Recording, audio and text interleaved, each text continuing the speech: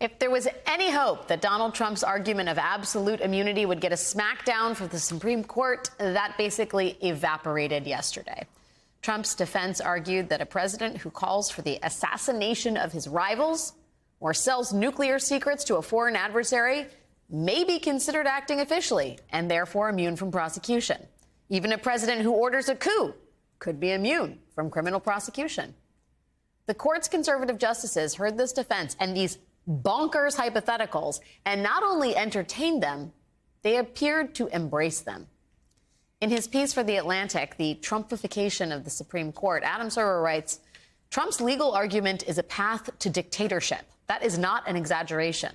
The conservative justices have, over the years, seen harbingers of tyranny in union organizing, environmental regulations, civil rights laws, and universal health care plans. When confronted with a legal theory that establishes actual tyranny, they were simply intrigued. As long as Donald Trump is the standard bearer for the Republicans, every institution they control will contort itself in his image in an effort to protect him. Joining me now is Leah Littman, professor at the University of Michigan School of Law and one of the co-hosts of the great podcast, Strict Scrutiny. Leah, thank you for being here tonight. I thought Adam raised a really powerful idea insofar as the court has reacted so strongly to sort of tyrannical claims of liberal overreach on a number of issues. But when presented with actual tyrannical plans by a conservative, demurred from actually taking it up. What do you make of the argument he outlines there? I think he is exactly right and really onto something. In some of the previous cases where President Joe Biden's executive policies were challenged, you had, for example, Justice Kavanaugh attempting to equate President Biden's forgiveness of student debt with President FDR's, internment of Japanese American citizens during World War II, suggesting that was a gross abuse of executive power and executive overreach. In other challenges to student debt relief, you had Trump-appointed judges likening student debt relief to the laws that enabled the rise of Hitler. And then all of a sudden, when Donald Trump gets to the Supreme Court and argues that he can attempt to overthrow the government and not face any accountability for doing so, then they're willing to entertain it and debate this like this is just a normal legal question and entertain it and therefore allow Donald Trump to potentially run out the clock and delay potentially facing any consequences, again, for his alleged efforts to effectively overturn the results of a valid presidential election. I also thought the way in which they entertained it was really weird. I mean, it was almost like every time the details of the coup plot were brought up, they really they wanted to put on effectively blinders and say, but we're not here to talk about that. We're here to talk about what this portends, what could happen in the future with future administrations. What do you think the reasoning behind that behavior was? It's difficult to know exactly, but you're right that Justices Alito, Justice Gorsuch, as well as Justice Kavanaugh relentlessly insisted on not discussing the actual facts of this case. I think because the actual facts of this case involve an attempt to interfere with a peaceful transition of power. And instead, they hypothesized random future presidents who might attempt to refuse to leave office in order to avoid the risk of criminal prosecution, even though they were faced right now in this very case with a former president who attempted to refuse to leave office and is now trying to escape the risk of criminal liability for doing so.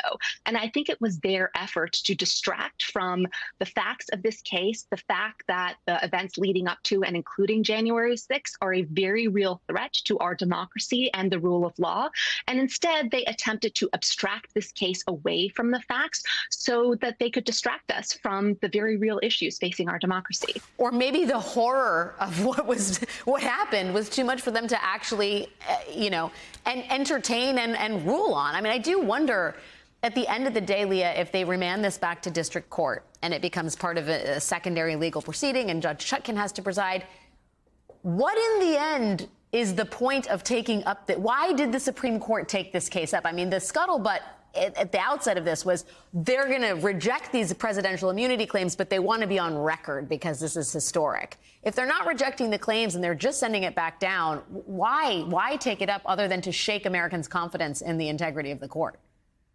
Well, I think the reason to take it up is potentially to delay the proceedings and delay the possibility of any trial until after the election and deprive the American public of the opportunity to send the question about whether Donald Trump violated federal criminal laws in the events leading up to and including the January 6th insurrection at the Capitol and whether that violated federal criminal law. And so they might end up rejecting Trump's most expansive notions of immunity and instead use this case to adopt some unclear legal standard that they are going to leave to the lower courts to apply and suggest that, well, maybe perhaps some of the activities involved, again, in this attempt to interfere with the peaceful transition of power, maybe those were official acts that are entitled to immunity.